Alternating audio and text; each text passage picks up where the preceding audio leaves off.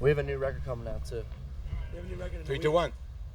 I'm Bradley J. We're backstage at Woodstock, and I'm with Jeff and G Lovin' Special Sauce. Hey, dudes. Hey, Bradley. How you Hey, doing? Bradley. Do you guys consider yourself a Boston band? I mean, I know you have sort of a war going on, but who's winning now? 2, 3. We're from Philly. Boston. Yeah. See now, somebody's from Philly, but Boston's been good to you. Tell me a little about that.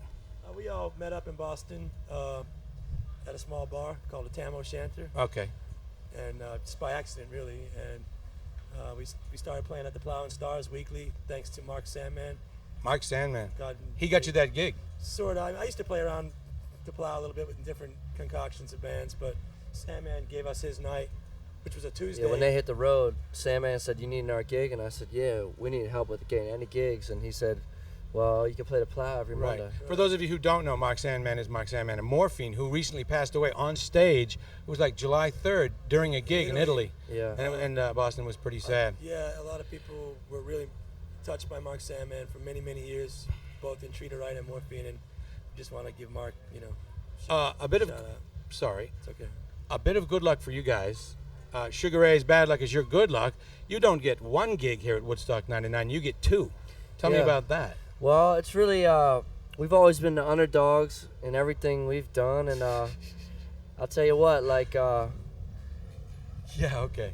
it's like this, man. I cornered a promoter in a gig we did in Baltimore, and I said, "Man, you gotta put us on Woodstock. You gotta put us on. He said, "All right, well, let me talk to my partner." And I figured he was just, schmoozing or whatever. But he comes back like 15 minutes later and says, "I talked to John Scher, and he said, we are gonna put you guys on." So, anyhow, they said call us on Monday. We called him on Monday, and no dice.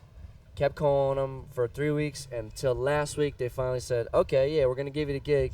Not only we're gonna give it to you, but you're gonna headline the Thursday night when everybody's coming in on the stage." And then just last night, right before we hit the stage, they told us that Sugar Ray was sick. So they said, "Would you do this show?" We said, "Yeah, we'll do the show." Yeah, how long did you have to think about that? Just like 12 seconds. Right. yeah. So Now, any special considerations for your gig? Because you have to move it from that stage to the big giant stage. Well, yeah, we were on a big stage last night too, but it was just like, last night we played more new material, and today we have a new record coming off, and last night we played most of the songs from our new record, and tonight we played most of the songs that most people are familiar with from our first, second, and third record. So it's cool. We mixed it up, A lot of people don't know us because we are on our 4th record, and we actually have done really well, like in Europe at a lot of festivals. You and really stuff. feel that people don't know you? It seems We to don't me know. that you're wicked famous. We are? Everybody Yeah, knows I us, mean, you're but famous. I know you because you're famous. Well, no. You have been aware of Woodstock all your lives, and Oh, finally yeah. here you are. How does the reality match up with the myth? Well, it's just like, doing what we do is like living a dream, and this is the accumulation of all the, great shows we've played around the world, and to come finally to get our props at a place like Woodstock, which is, regardless to whether this is going to be as great as 69 or whatever, this is symbolic of American rock and roll music, and now we've established ourselves as part of that, You guys have been together for some time, as you mentioned. Yeah. How do you stay together? I mean, there are a lot of interpersonal pitfalls a band can fall into, and how did you deal with them?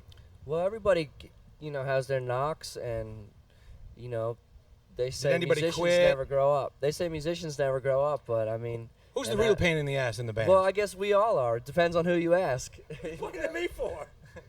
Okay, you guys, thank you very, very much. Thanks, I'm man. Bradley J. Peace. This is G and Jeff, G Lovin' Special Sauce, Bradley J. backstage at Woodstock 99. Thanks. Wow.